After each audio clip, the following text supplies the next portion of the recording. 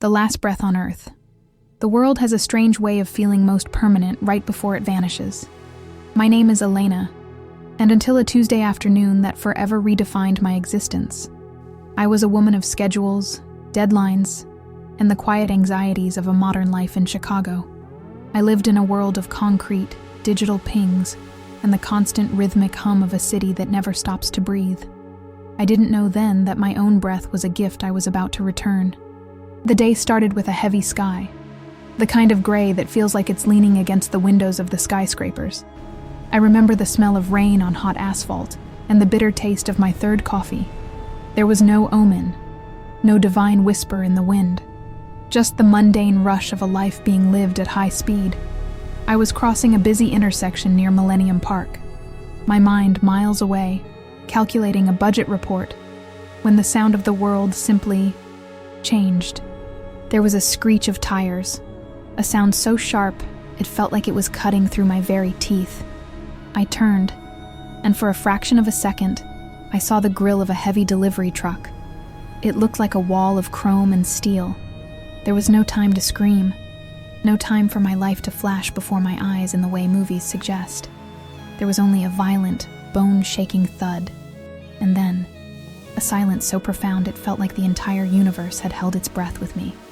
I felt myself hitting the ground, but the pain was distant, like a radio station fading out as you drive into a tunnel. I saw the gray sky above me, but the raindrops seemed to freeze in midair, suspended like tiny diamonds. I tried to inhale, but my lungs felt like they were made of lead. Around me, the chaos of the city continued in slow motion. I saw a woman drop her phone, her face contorting into a mask of horror. I saw a businessman stop mid-stride, but I was no longer a part of their tempo. Then, the darkness came. It wasn't the darkness of a closed room. It was a heavy, velvety weight that pressed down on my chest until the last spark of my consciousness flickered. The monitor in the ambulance, which I didn't even know I was in yet, would later show a flat line. To the paramedics, I was a code blue, a body to be pumped and shocked. But to me, Elena, the person behind the eyes, I was being unspooled from the fabric of time. Have you ever wondered what happens in that precise second when the heart stops? When the electricity in your brain gives its final desperate surge? Most people fear the void. I felt a sudden, terrifying release. It was as if I had been wearing a suit of armor my entire life that was 5 sizes too small, and someone had finally unzipped it. I was falling, yet I was rising. I was fading, yet I was becoming more vivid than I had ever been. As my physical eyes closed for what the doctors thought was the last time, a different kind of sight began to open. I wasn't in Chicago anymore. I wasn't on the pavement. I was hovering in a space that felt like the underside of the ocean. Dark, pressurized, yet strangely calm. I could see my body below, a broken doll surrounded by men in neon vests. But I felt no connection to it. That wasn't me. It was just the house I had lived in. I began to hear a sound. It wasn't a noise, but a vibration. It felt like a low, resonant hum that vibrated through the very essence of my soul. It was the sound of the earth itself, but it was morning. I felt a sudden, overwhelming sense of urgency, as if I were being pulled toward a destination I hadn't prepared for. Is this it? I thought. The question didn't come in words, but in a wave of realization. Is the story over? But as the light of the world extinguished completely, a new light began to bleed through the edges of my vision. It wasn't the sun. It wasn't a lamp. It was a light that had a pulse. It was a light that felt like it knew my name. I realized then that I wasn't just dying. I was being summoned. The transition was beginning, and the message I was about to receive would change not just my life, but would become a warning for every soul currently walking the earth. I ask you, as you read these words, if your heartbeat stopped right this second, are you certain of where your soul would land? Are you certain of what you have built with your time? The darkness was about to break, and what lay beyond the veil was a truth so urgent, so terrifying, and yet so beautiful, that the world as we know it is not prepared to hear it. But you must, because the clock has already started ticking. Through the crystal veil, The transition from the physical world to the next is not a journey of miles, but a journey of frequencies. As the sounds of the Chicago street corner, the sirens, the shouting, the weeping, dissolved into a thin, metallic echo, I felt a sudden upward surge. It was as if I had been caught in a powerful updraft of pure energy. I was no longer Elena the office worker. I was a point of consciousness, a spark of light returning to a bonfire I had long forgotten. I found myself moving through what I can only describe as a crystal veil. It wasn't a tunnel in the traditional sense, like a dark pipe with a light at the end.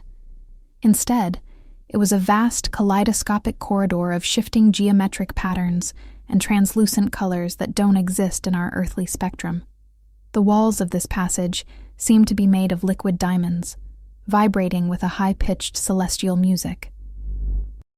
Every note of this music felt like a piece of information, a history of everything that ever was. In this space, time didn't just slow down. It ceased to be a linear concept. I could see my life, but not as a sequence of events. It was more like a massive 360-degree tapestry. I saw myself as a child playing in a sprinkler. I saw my first heartbreak. And I saw the mundane morning I had just experienced. All of it happening simultaneously. But more than seeing it, I felt the impact of every action I had ever taken. I felt the warmth I gave when I smiled at a stranger. And I felt the cold sting of the moments I had been selfish or indifferent. There was no judge standing over me yet, but there was a profound sense of truth. In the crystal veil, you cannot lie to yourself. Your intentions are laid bare, shimmering in the light. I realized with a jolt of spiritual electricity that we spend our entire lives decorating the outside of ourselves, while the only thing that travels through this veil is the quality of our light. As I moved deeper into this crystalline space, the vibration increased. The air, if you can call it air, felt thick with presence. It was breathable love. I felt a weightlessness that was more than just the absence of gravity. It was the absence of guilt, the absence of fear, and the absence of the heavy physical mask we all wear. I looked down, or where I perceived down to be, and I saw the earth. It looked like a fragile, glowing marble suspended in a sea of ink. But from this vantage point, I could see things the human eye cannot. I saw threads of light connecting people, and I saw dark patches where fear and hatred had pooled like stagnant water. I saw the world humming, but the hum was discordant. It was out of tune. The planet was vibrating with a frantic, nervous energy, like a machine being pushed past its breaking point. Suddenly, the colorful walls of the veil began to thin. The music reached a crescendo that resonated in the very center of my being. I felt a hand, not a hand of flesh, but a hand of pure, solidified authority and warmth, reach into my consciousness. "Do not be afraid," a voice said. It didn't come through ears. It bloomed inside my mind like a flower opening. "You are here, because the time of the great silence is near, and you must see what is hidden." The veil parted like a curtain of mist. The colors of the passage faded into a brilliance so intense it should have blinded me. Yet it was the most soothing thing I had ever experienced. I wasn't just looking at the light. I was being invited into it. I realized that everything I had ever feared about death was a lie. Death wasn't a wall. It was a door. And behind that door stood the one who holds the keys to everything we know and everything we have yet to face. But as I stepped out of the veil and into the presence of the divine, a heavy realization settled over me. I wasn't there to stay. I was there to be shown the blueprint of the coming days. I was being shown the storm before it hit the shore. I ask you, if you were stripped of your body, your money, and your titles right now, and all that remained was the light you've cultivated, how brightly would you shine in that tunnel? Would you be ready to face the truth of who you are? The atmosphere changed. The warmth remained, but it was joined by a terrifyingly majestic sense of urgency. The great encounter was about to begin, and the message I was about to receive was not just for me. It was a final warning for a world standing on the edge of a 3-day abyss. Face to face with glory. As I stepped out of the shimmering vibrations of the crystal veil, the light changed. It was no longer a spectrum of colors. It was a singular, blinding, yet merciful whiteness. It was a light that didn't cast shadows because it originated from everywhere at once. And there, standing in the heart of this radiance, was a figure. I want to tell you that I saw a man, but that word is too small. I saw a presence that felt like the foundation of the universe. He stood there, clothed in a robe that seemed woven from the very stars. And his eyes, oh, his eyes were like deep pools of ancient memory and infinite compassion. This was the King. This was Jesus. There was no need for introductions. In that realm, you are known completely. He knew every secret I had ever kept, every prayer I had whispered in the dark, and every mistake I had tried to bury. Yet, as I stood before him, I didn't feel the crushing weight of judgment I had always expected. Instead, I felt an overwhelming wave of home. I felt like a traveler who had been lost in a cold, dark forest for a lifetime and had finally found the hearth of a warm fire. "Elena," he said. His voice was like the sound of 1,000 rushing waterfalls, yet as gentle as a mother's whisper to a sleeping child. "You have come to the threshold, but your race is not yet finished." He moved toward me, and the space around us transformed. We weren't just in a void of light anymore. It was as if we were standing on a high mountain, looking down at the entire timeline of human history. I felt his sorrow. It was a physical weight, a divine grief that vibrated through the air. He wasn't mourning for himself. He was mourning for us. He showed me the world as it is right now.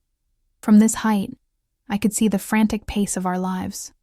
I saw billions of people tethered to their glowing screens, their minds consumed by digital noise, their hearts hardening against their neighbors. I saw the great distraction. People were so busy surviving, so busy arguing, so busy chasing shadows, that they had completely disconnected from the source of their own life. "Look at the lamps," he said, pointing toward the earth. I saw billions of tiny lights representing human souls. Some were burning bright and steady, but many, far too many, were flickering, dimming, or surrounded by a thick, oily smoke of anxiety and hate. "The oil is running dry," he whispered. "The world has traded its peace for a pulse of electricity that can be cut in an instant. They trust in the grid. They trust in the machine. They have forgotten how to hear my voice in the silence." He then reached out his hand, and a vision of the future began to bleed into the present. I saw a clock, a massive golden timepiece suspended in the heavens. The hands were moving toward midnight with a terrifying mechanical certainty. There was a sense of an ending, but also of a great resetting. Jesus looked at me, and his expression became incredibly serious. The atmosphere of peace was suddenly sharpened by a sense of extreme urgency. "Elena, the world is about to enter a season of darkness that it cannot imagine. A time where the screens will go black, and the voices of the world will fall silent. It is a mercy disguised as a trial, but most are not ready." I felt a chill that shouldn't exist in that place of warmth. I realized that the 72 hours I would soon learn about weren't just a physical event. They were a spiritual confrontation.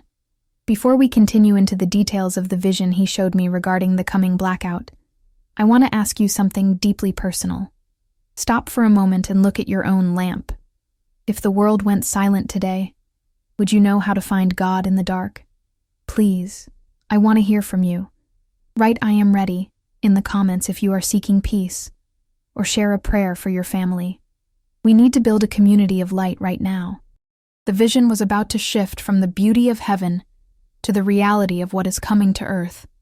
The clock of the world was ticking, and what Jesus showed me next about the 72-hour blackout is something that keeps me awake at night to this day. The book of life and the world's clock. Standing in the presence of the King, the very concept of time began to dissolve. Yet paradoxically, a sense of its ending became the most prominent thing I felt. Jesus didn't just speak to me. He allowed me to pulse with his own awareness. It was as if I was being plugged into a divine consciousness that saw the beginning from the end. That was when he gestured toward a space that seemed to open up within the light itself. There, suspended in the air, was the book of life. It didn't look like a book made of paper and ink. It was an object of pure light, its pages shimmering with a life of their own. Every page was a soul, every word a choice, every chapter a destiny. But as the pages turned, driven by a wind I couldn't feel, I saw that the writing was changing. The names were glowing, but the margins were being filled with a countdown. Next to the book, a massive celestial clock appeared. It was ancient, forged from a substance that looked like gold mixed with fire. The ticking was not a sound, but a vibration that shook my very essence. Thump, thump, thump, thump. It sounded like a heartbeat, the heartbeat of the world, and the hands were agonizingly close to the midnight hour. The time of grace is a door that is slowly swinging shut, Jesus said, his voice resonating with a depth that brought me to my knees. Not because I desire it to close, but because the world has pushed against it for so long. They have built a kingdom of glass and light, but it is a light that does not warm the soul. They have built a world where they no longer need me, or so they believe. He showed me the current state of the earth through the lens of this great clock. I saw the interconnectedness of our modern world. I saw the satellites orbiting the planet like a metallic web. I saw the undersea cables carrying trillions of bits of data. Our money, our secrets, our entertainment, our egos. I saw how dependent humanity had become on this digital pulse. Look at their towers of Babel, he whispered. He showed me the great cities, New York, London, Tokyo, São Paulo, glowing like embers in the night. But as I looked closer, I saw that the glow was artificial. It was a mask. Underneath the bright lights of the skyscrapers, the spiritual condition of the people was one of profound starvation. They were surrounded by information but had no wisdom. They were connected to everyone but belonged to no one. The clock shifted. The gears ground together with a sound like tectonic plates shifting. Jesus pointed to a specific window of time on the dial. It was a narrow sliver, marked by a deep, impenetrable shadow. Before the end, he said, there must be a great silence. The world is too loud to hear the warning. The distractions are too many for the heart to repent. Therefore, the pulse of the world will be stopped. The screens will go dark. The satellites will fall silent. The hum of the machine will die. I felt a wave of terror. Is it a punishment? I asked, my voice trembling. It is a mercy, he replied, and for the first time, I saw a tear of light fall from his eye. It is the final invitation to look up. When the artificial lights go out, only two things will remain: the stars I placed in the heavens, and the light that dwells within the spirit.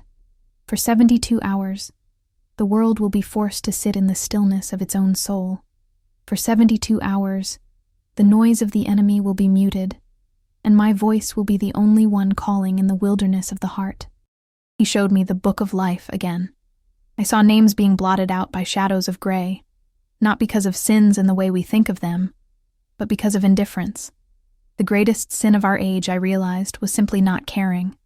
People were living as if they were immortal, as if the party would never end, as if the clock didn't exist.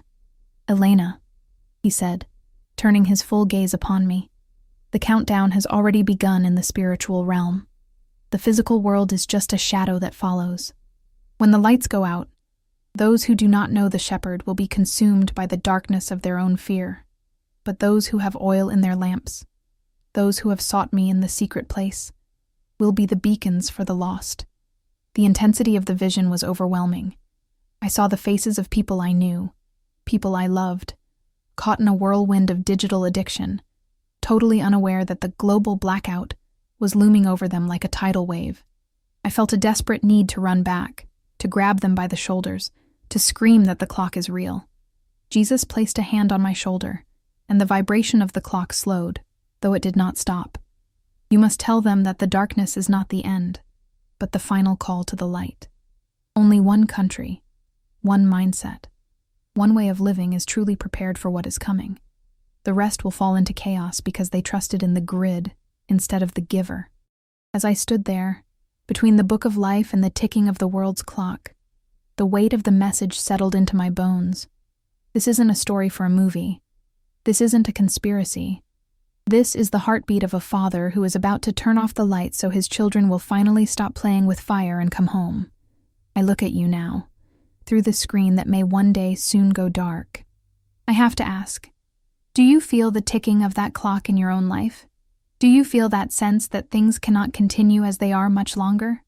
I want you to take a moment of radical honesty.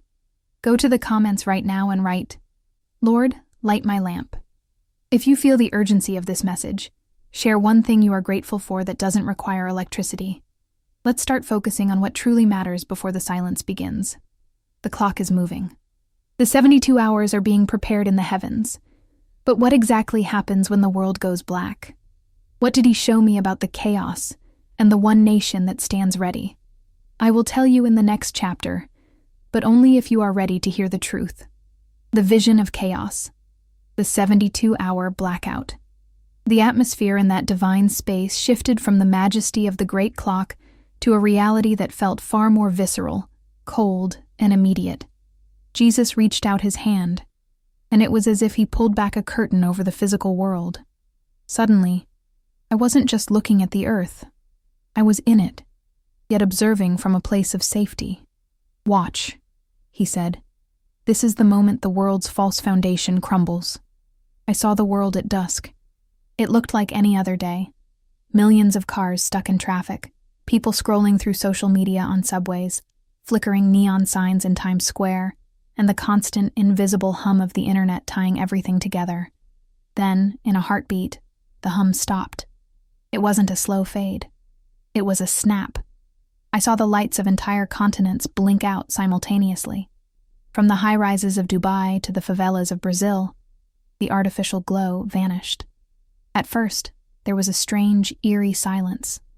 I saw people holding their phones, tapping the screens, shaking them, looking up with confused smiles, thinking it was a temporary glitch. But the screen stayed black. The digital air we breathe had been sucked out of the room. 72 hours, Jesus whispered. 3 days where the world must face the void it has created. By the 6th hour, the confusion turned into a sharp, jagged edge of panic. Without the internet, there was no information. Without information, there was no order. I saw people in high-end apartments realizing that their electronic locks wouldn't open, or that they couldn't call for help. I saw the grocery stores. The terror there was almost instant. People who had lived their entire lives believing that food would always be on a shelf within 5 miles of them suddenly realized they were 3 days away from hunger. But the physical darkness was only the surface. What Jesus showed me next was the spiritual weight of those hours. He showed me that as the hours ticked by, a heavy, oppressive fog began to roll over the cities. This wasn't weather. It was the manifestation of collective fear. For decades, humanity had used noise and light to drown out the quiet voice. Now, with the noise gone, people were left alone with their own thoughts, their own guilt, and their own mortality. For many, this was more terrifying than the lack of electricity. "The darkness is a mirror," Jesus said. "In these 72 hours, every soul will see itself as it truly is, without the distractions of the world to hide behind." I saw scenes of absolute chaos in the great metropolises. Without streetlights, the nights became hunting grounds for the desperate and the dark-hearted. I saw people huddled in their homes, clutching weapons, their eyes wide with a terror that surpassed physical threat. They were afraid of the nothingness. They were afraid because they had built their entire identity on a system that had just breathed its last. Yet, amidst this sea of darkness, I saw something miraculous. I saw tiny pockets of light, real, warm, flickering light, not from flashlights, but from candles and hearts. I saw a family in a small wooden house. They weren't panicking. They were kneeling. They were singing hymns. As they sang, a barrier of light, almost like a dome of gold, surrounded their home. The darkness outside, that thick spiritual fog, seemed to hit this barrier and slide off like rain on glass. Inside, there was no fear. There was only a profound, heavy peace. "Why are they safe?" I asked, my heart breaking for those in the streets. "Because they knew the silence before the blackout came," Jesus replied. "They didn't wait for the world to stop to start seeking me. They have the oil of my spirit. To them, the darkness is not a predator. It is the shadow of my wings." He showed me the hospitals, the airports, the stock markets, all frozen, all useless. The wealth of billionaires was suddenly worth no more than the dust on the floor. I saw people throwing stacks of useless currency into the streets because it couldn't buy a single candle or a moment of hope. The vision intensified as we approached the 48-hour mark. The world felt like it was grieving. The very earth seemed to groan under the weight of the human heart's realization. We are not the masters of this world.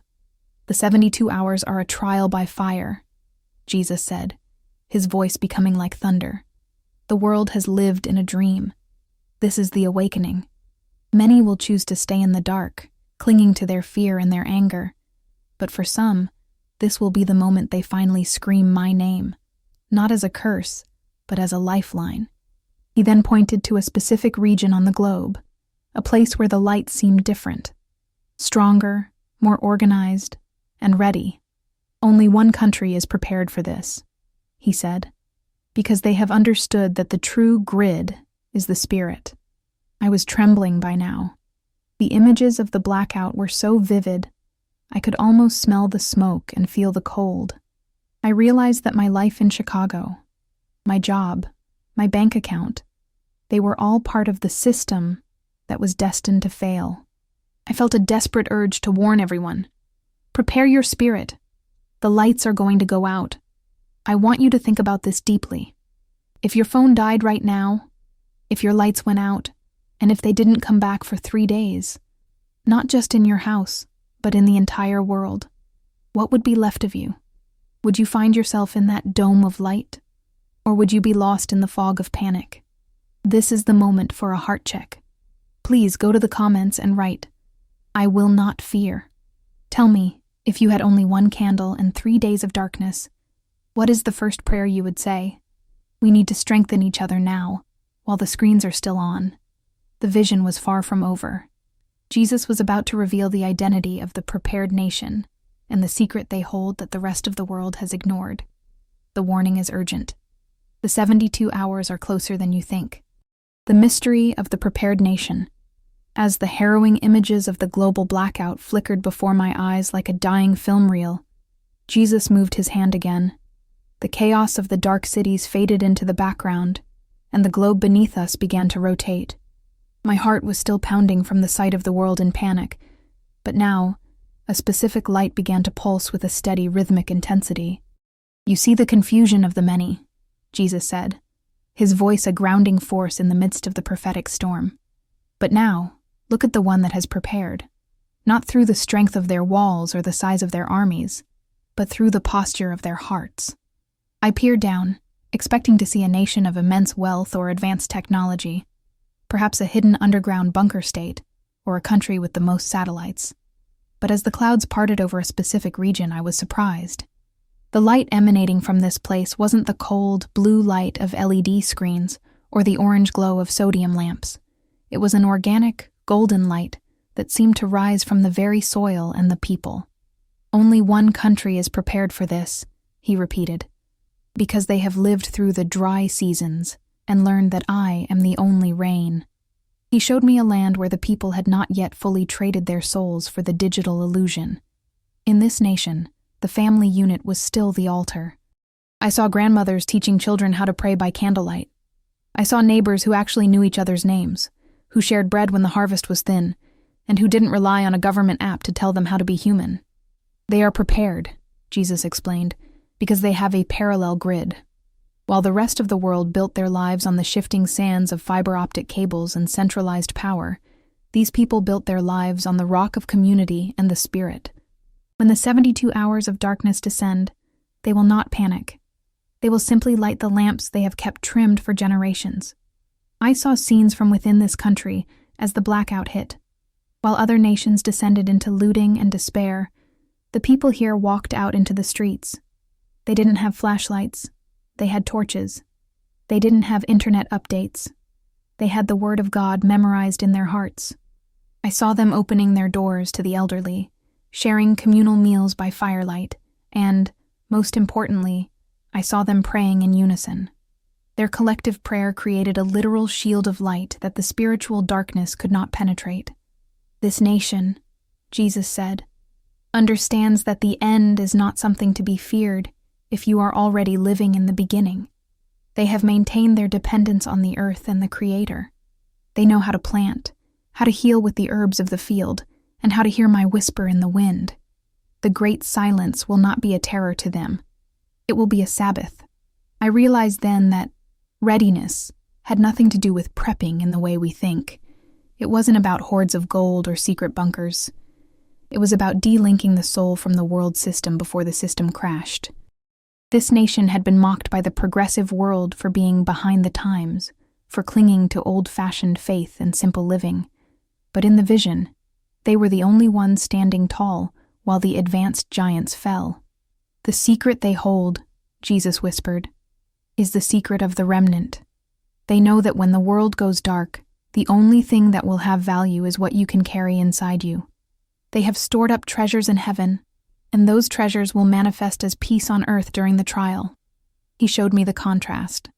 A billionaire in a high-tech bunker, surrounded by screens that went black, weeping in total isolation because he had no one to trust and no God to call upon. And then, a humble farmer in this prepared nation, surrounded by his children, singing songs of praise, feeling perfectly secure because his shepherd was right there in the room with him.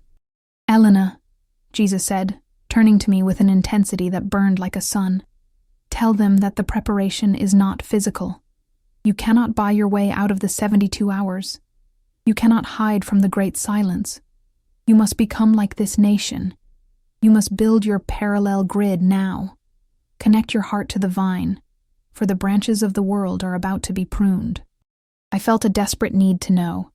Can any nation become this prepared nation? Can any person? As if reading my thoughts, he smiled, a smile that contained more hope than I deserved.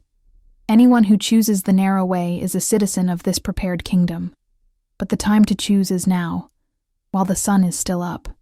The vision began to pull back, and I saw the map of the world again. The prepared nation stood out like a beacon, a lighthouse in a coming hurricane. I knew I had to carry this secret back. The blackout is coming, not to destroy us, but to show us who we truly serve. I have to ask you, and I want you to be very honest with yourself. If the system you rely on, your job, your bank, your phone, disappeared tonight, what would be left of your life? Are you living like a citizen of the world, or a citizen of the kingdom that cannot be shaken? Please, don't just read this. Go to the comments right now and write, "I choose the light." If you want to know how to start building your parallel grid of faith and community, share one step you will take today to depend less on the world and more on God. Let's talk to each other. The time for silence is coming soon. The message was getting heavier.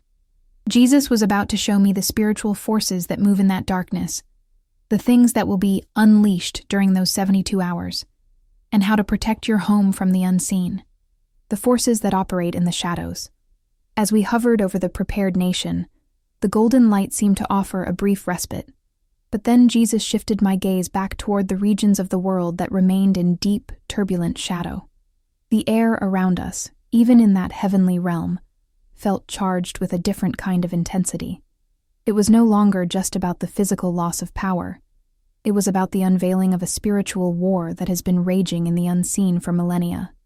"When the artificial lights of man are extinguished," Jesus said, and his voice carried a tone of grave warning, "the ancient boundaries will momentarily thin.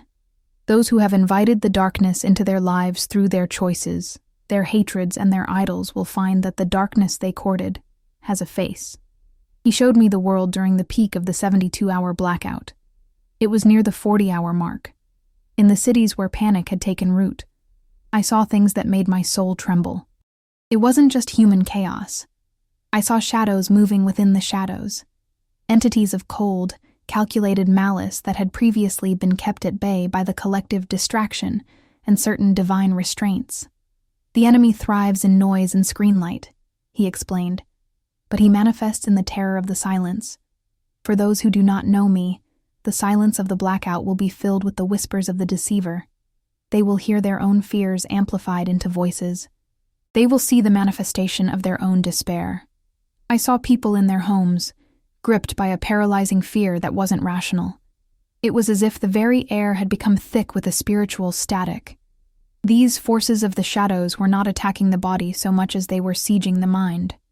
They whispered that hope was gone, that the light would never return, and that the only way out was through violence or self-destruction. "Why is this allowed?"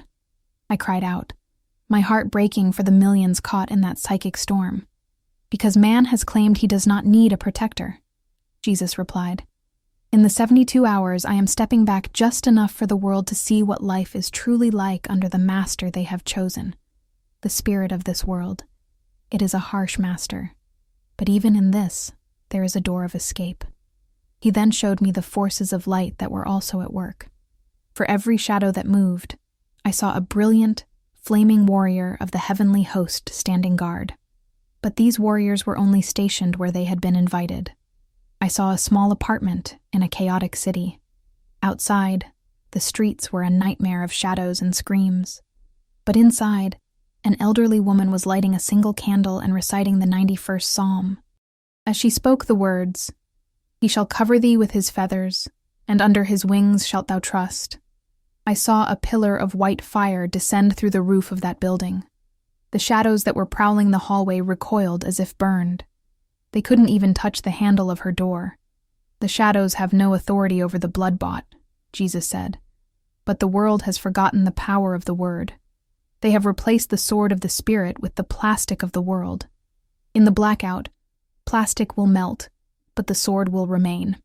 He showed me that during these 72 hours, a great sifting was taking place. The forces of the shadows were being used, ironically, to drive the lost toward the light.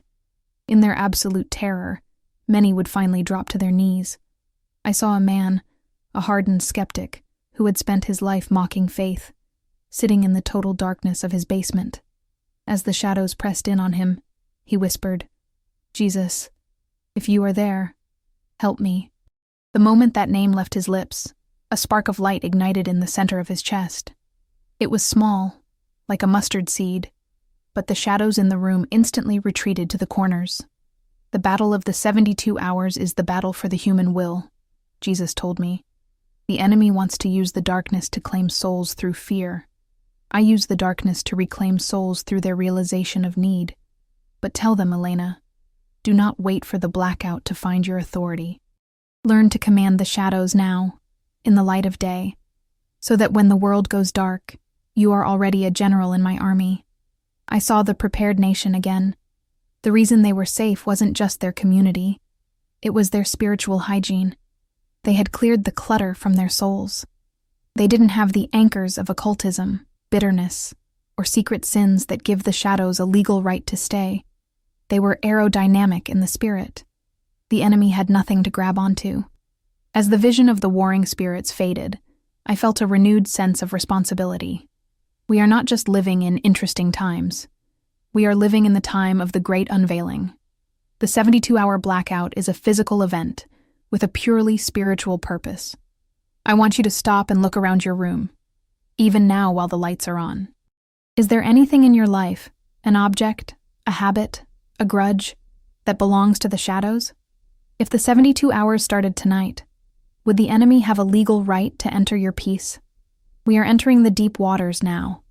Please go to the comments and write, "No weapon formed against me shall prosper." If you have a prayer request for protection over your home or your children, leave it below. Let's create a wall of prayer right here that the shadows cannot cross. The vision was nearing its climax. Jesus was preparing to give me the instructions for the elect, the specific, practical, and spiritual steps we must take to survive the 3 days and the transition that follows. The clock is still ticking. Instructions of urgency for the elect. The vision of the warring spirits was still vibrating through my soul when Jesus turned to me, his face glowing with an intensity that demanded absolute focus. The time for observation had passed. The time for the manual of survival had begun. The atmosphere felt like a command center on the eve of a great rescue mission. "Elena," he said, and the weight of his words felt like they were being etched into my spirit with fire. "My people perish for lack of knowledge. They see the storm coming, but they try to build their umbrellas out of paper. You must give them the instructions of urgency. These are not suggestions. They are the protocols for the remaining time. He showed me a vision of a home, simple, modest, but filled with a peculiar kind of vibration. It was a home of the elect. First, he began, tell them to sanctify the threshold. The world has allowed the enemy to enter through the gates of the eyes and the ears. In the days leading up to the silence, my children must prune their lives. If there is entertainment that mocks me, remove it. If there is a voice of discord that fills your ears, silence it. You must make your home a sanctuary now, so that when the 72 hours begin, the Holy Spirit is already the most familiar guest in your house.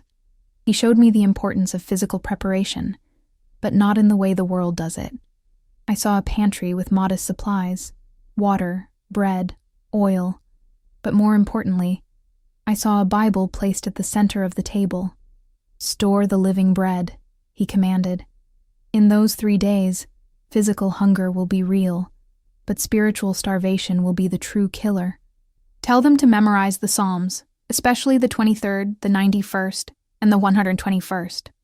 When the screens are dead and the books cannot be seen in the dark, the word you have hidden in your heart will become a literal light before your feet. Your memory will be your only library. Then he showed me a specific instruction that felt deeply practical, yet profoundly spiritual. The rule of the 72 hours. When the lights go out, Jesus warned, do not go out into the streets to satisfy your curiosity. The darkness of those 3 days is not for the eyes of my children. It is a time of judgment and resetting for the world. Stay within your walls. Gather your family. Do not open the door to voices that sound like your loved ones, but carry the chill of the void. Cover your windows, not just to keep the dark out, but to keep your focus in. This is a time of closet prayer. Just as the Israelites stayed under the blood during the passing of the angel of death, you must stay under my mantle. I saw people trying to use technology to save themselves during the blackout, cranking up emergency radios that only emitted static, or trying to start generators that mysteriously failed. Trust not in the spark of man, he said. Man-made light will struggle in those hours, but the candle of the Lord, the human spirit, will burn bright. Tell them to have blessed candles, yes, for the physical comfort of their children, but tell them to primarily focus on the oil of the Spirit. How do you get oil? Through the crushing of the olive. Do not complain about your trials now, for they are producing the oil you will need for your lamp when the world goes black. He then spoke of the great connection. I saw threads of light reaching out from one sanctified home to another, bypassing the dead satellites and broken wires. Seek the remnant now, he urged. Do not be a lone coal. A lone coal dies out. A pile of coals creates a furnace. Find your brothers and sisters. Forgive the petty grievances. Stop arguing over the nuances of doctrine and unite under the banner of my name. In the 72 hours, your parallel grid will be the prayers of the saints echoing across the silence. Jesus leaned in closer, and I saw the reflection of the whole world in his eyes. The final instruction is surrender. Many will try to survive through their own strength, their own cunning, and their own stockpiles. But survival is a gift of grace. Those who try to save their lives will lose them, but those who lose their lives for my sake will find them in a glory that the darkness cannot touch. I felt the urgency like a physical pulse. I wanted to reach out and grab the hands of everyone watching this, everyone hearing this message, and pull them into this place of safety.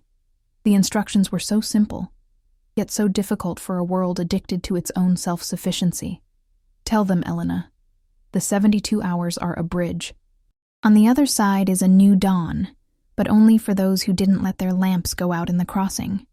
I look at you now, and I feel the weight of this commission. These instructions are for you, not for someone else, not for a future generation, for the person holding this device right now. If the great silence began in exactly 72 minutes, which of these instructions would be the hardest for you to follow? Is it the silence? Is it the forgiveness? Is it the total dependence? Please, respond to this call. Go to the comments and write, I am preparing my heart. If you have a family member who is currently lost in the noise, write their first name below. We will use this space as a temporary parallel grid to lift them up before the lights fade. Don't wait. The clock doesn't stop for our hesitation. The vision was moving toward its final phase.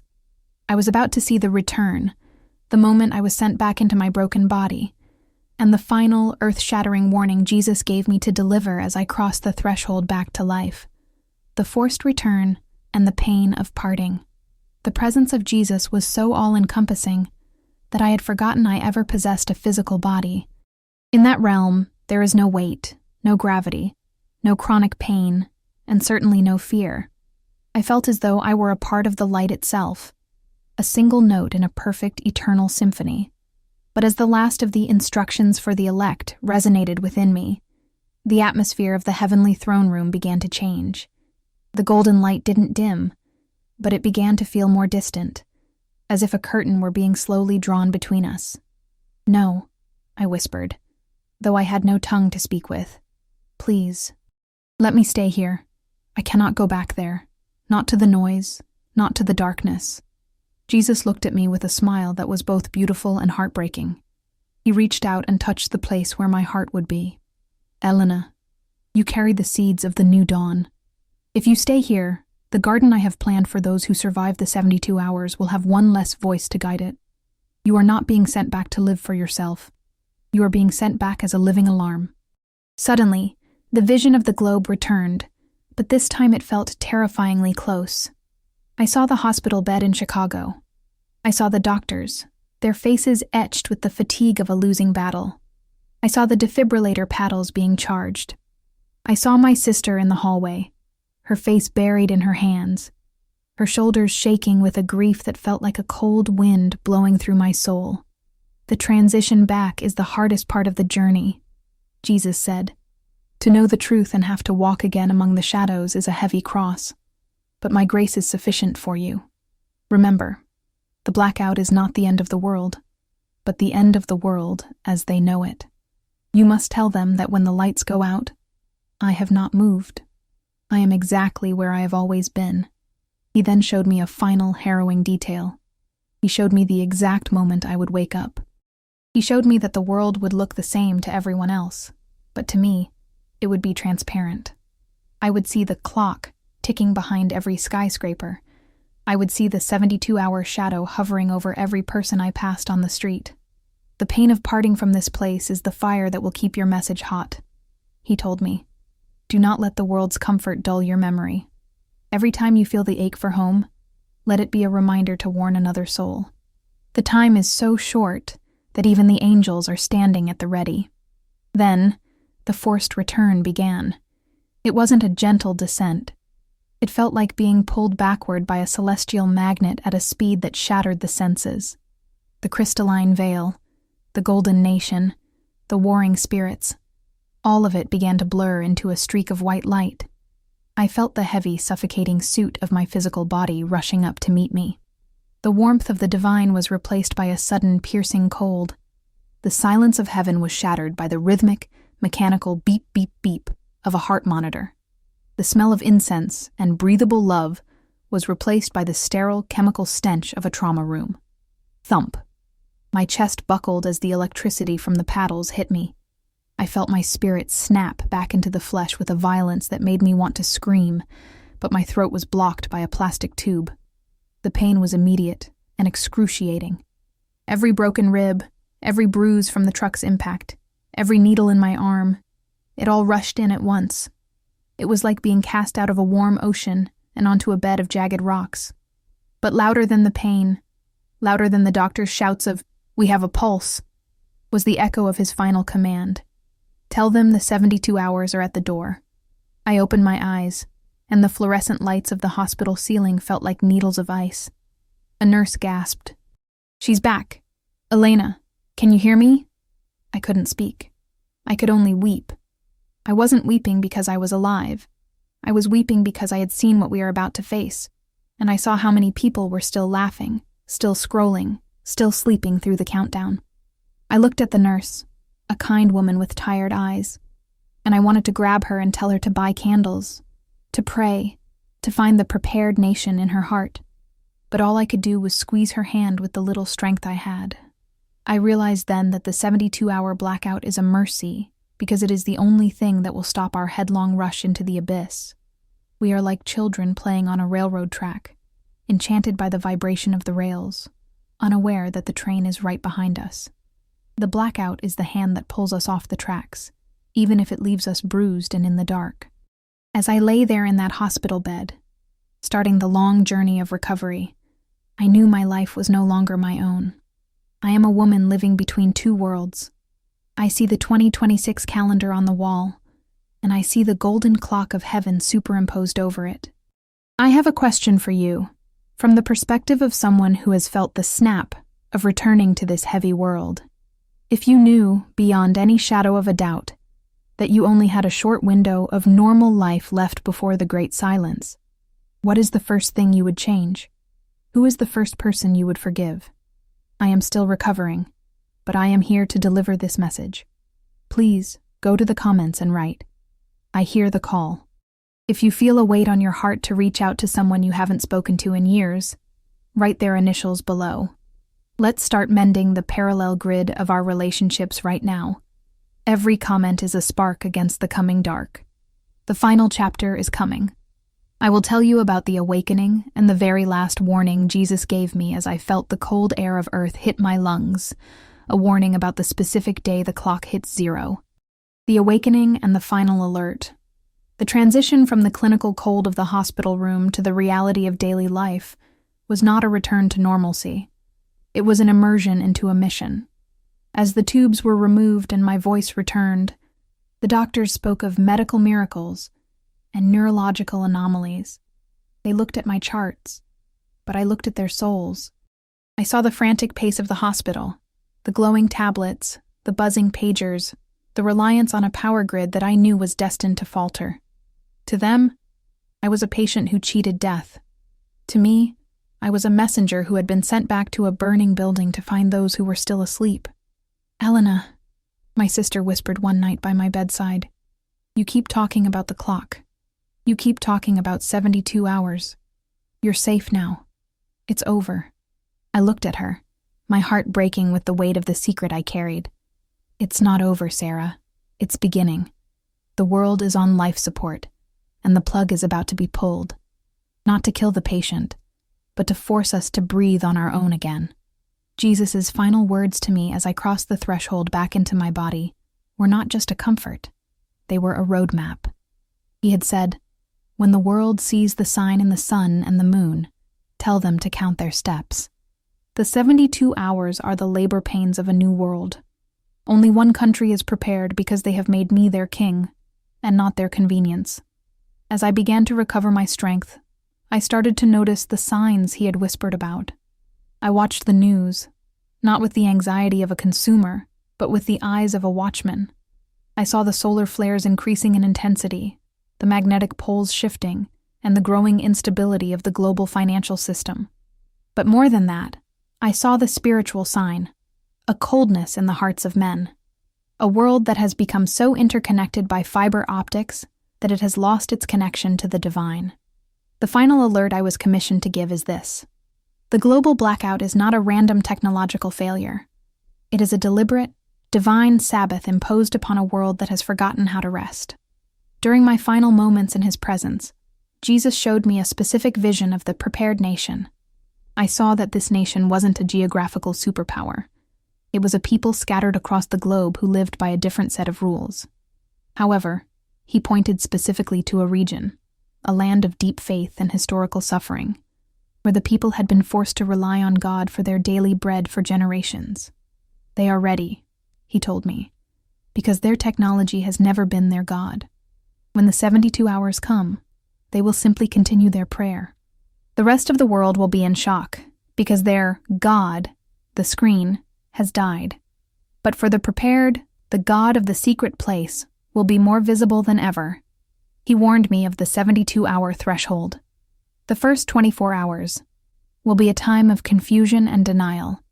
People will wait for the power to return, clinging to their dead devices. The second 24 hours will be the mirror of the soul. This is when the silence becomes unbearable for those who have lived in sin and distraction. This is when the forces of the shadows will attempt to seize the mind through fear. The final 24 hours will be the great choice. In the absolute darkness, the Spirit of God will move over the face of the earth, just as He did in the beginning. Every soul will hear a call. It will be the final invitation to choose the light over the system. "Elena," Jesus had said, His voice echoing even now in the quiet of my Chicago apartment, "tell them that the door is still open. But tell them to buy their oil now. Tell them that the only currency that will pass through the blackout is love and faith. Everything else will be burned away. I am living my life differently now. I have my parallel grid ready. I have my candles, yes, but I also have my scriptures memorized. I have forgiven those who hurt me, not because they deserved it, but because I cannot carry the weight of bitterness into the darkness. I have simplified my life so that I am no longer a slave to the system. This is my final alert to you. The 2026 calendar is more than just a date. It is a boundary. We are approaching a moment where the global blackout will serve as a great reset for the human spirit. The 72 hours are coming to strip us of our idols so that we can finally see the Creator. I look at you through this screen, this very screen that will one day go black, and I ask you with the urgency of someone who has seen the other side. Are you waiting for the lights to go out before you look for God? Or will you find Him now, while there is still time to lead others to the light? Jesus told me one last thing. I am the light of the world. He who follows me shall not walk in darkness. He didn't say the darkness wouldn't come. He said we wouldn't walk in it. We will be the ones carrying the torches. This is the end of my testimony, but it is the beginning of your preparation. I want you to make a public declaration of your intent. Go to the comments right now and write, "My lamp is full." If you are committing to being a light bearer for your family and neighbors during the coming trial, share one way you will help someone else find peace this week. Let this comment section be a testament that we are the prepared nation rising up across the world. The clock is at the midnight hour. The silence is approaching. But do not be afraid. The shepherd is with us. And the dawn that follows the 72 hours will be the most beautiful thing the eyes of man have ever beheld. I have delivered the message. My task is done. Now the choice is yours. Will you be ready when the world goes silent? When I first opened my eyes in that hospital bed, I thought the hardest part was leaving the presence of Jesus. I was wrong. The hardest part was realizing that I had to live in a world that was blissfully unaware of its own expiration date. For weeks, I sat in my apartment, watching the shadows of the Chicago skyline, hearing the tick of my wall clock as if it were a thunderclap. I realized that the 72-hour blackout wasn't just a future event. It was a spiritual filter that started the moment I returned. People often ask me, "Elena, if this is true, why hasn't it happened yet?" I remember the look in the Savior's eyes when He spoke of mercy. The delay is not a sign of absence. It is a sign of His longing for more souls to find their way to the prepared nation. But the window is narrowing. The roadmap to the new dawn is what He whispered into my spirit during those final moments of the forced return. It is the 3-step transition from a citizen of the system to a citizen of the kingdom. The first step, decoupling the heart. Jesus showed me that most of the world is plugged in spiritually to the grid. Our peace depends on our bank balance. Our joy depends on social validation. Our security depends on the government. To prepare for the 72 hours, you must begin the process of decoupling. This doesn't mean moving to a cave, but it means moving your heart's anchor. Ask them, Jesus said to me, what they would have left if the satellites fell. If the answer is nothing, then you are in danger. The roadmap requires you to build a daily practice of silence. If you cannot handle 10 minutes of silence today, you will not survive 72 hours of it later. Start by turning off the noise for 1 hour a day. Reclaim your mind from the algorithm. In the silence, you will begin to hear the parallel grid humming, the voice of the Holy Spirit that doesn't need a Wi-Fi signal. The second step, the alchemy of forgiveness. This was perhaps the most startling part of the vision. I saw that during the blackout, bitterness acts like a lightning rod for the forces in the shadows. If you carry a grudge, if you harbor hatred for a political enemy or a family member, You are leaving a door unlocked in your soul. In the vision of the prepared nation, I saw that their strength came from their unity. They didn't have time for petty theological debates or old wounds. They were bound by the law of love. The roadmap to the new dawn requires you to forgive now, not because the other person deserves it, but because your oil depends on it. Bitterness leaks your oil. Love refills it. Every person you forgive is one more brick in the wall of protection around your home during the 3 days of darkness. The third step, the identification of the remnant. Jesus showed me that as the 72-hour mark approaches, the elect will start to find each other. It's happening already. Have you noticed how you are suddenly drawn to certain people while others feel increasingly distant or discordant? This is the spiritual sorting. The roadmap involves identifying your blackout community. Who will you be with when the screens go dark? Do they know how to pray? Do they have a Bible?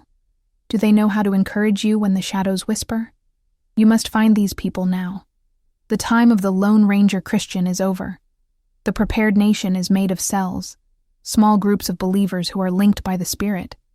In the vision, I saw these cells glowing all over the earth, forming a network of light that the blackout could not extinguish. I remember asking Jesus, "What happens on the morning of the 4th day?" His smile was brighter than 1,000 suns.